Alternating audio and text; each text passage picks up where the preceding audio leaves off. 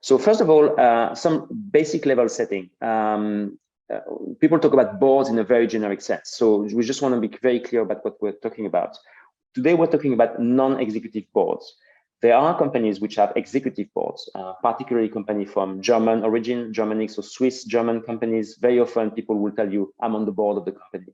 But what they actually mean is they are on the executive board of the company. And those Germanic companies would call the non-executive board, they would call it the supervisory board. So just something for you to think about and remember. Today we're talking about non-executive director boards, which in Anglo-Saxon, American and US and UK companies are very clear, but for Germanic companies it's a bit different, or it can be confusing at least.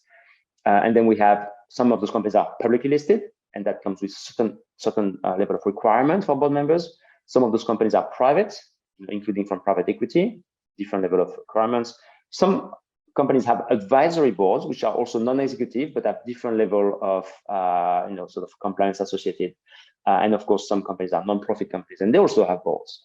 And so we'll talk generally about all of those kinds of boards today. So Andy, I don't know if there was anything there that you wanted to kind of highlight, or maybe that might be more specific to the UK. You're on mute, by the way. Sorry, I don't think so. It's something we'll get into later, because at the very least, the people on this call will have a choice. And again, I think in terms of our objectives here, it will be good to try and have people really work out what their options are, and then decide on probably a couple of those. Yeah. Okay. Try and get to it moving. There we go. So just as a basic illustration, for instance, the different terms that we're going to be talking about, you might hear NED and INED quite often. And so an INED is an independent non-executive director. So, in some cases, a non-executive director can be not independent, which means that they are actually either an active employee of the company, or they've been on the board long enough that they are not considered independent anymore.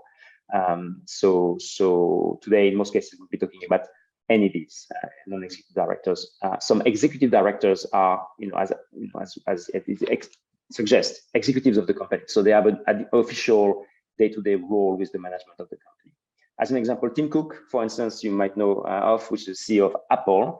He is the CEO of Apple. He's also on the board of Apple, and because he's an executive director on the board of Apple. He's also on the board of Nike, the footwear company, and there is an independent non-executive director on the board of that company, because he has nothing to do with Nike as a management person. He's also on the board, the advisory board of Tsinghua University in China. So not so many people know about. And so a different, anyone can have very different types of board opportunities, and they will come with different level of scrutiny and sort of responsibility. Okay. So again, very basic level setting, but why do companies have boards and non-executive boards? Generally, it's to represent all of the shareholders. So as an non-executive board member, you should represent the minority shareholders of the company. There are a number of governance and reporting requirements that needs to be fulfilled, very often because of financial regulations. And also, it's a strategic role that provides guidance to the CEO and the executive team.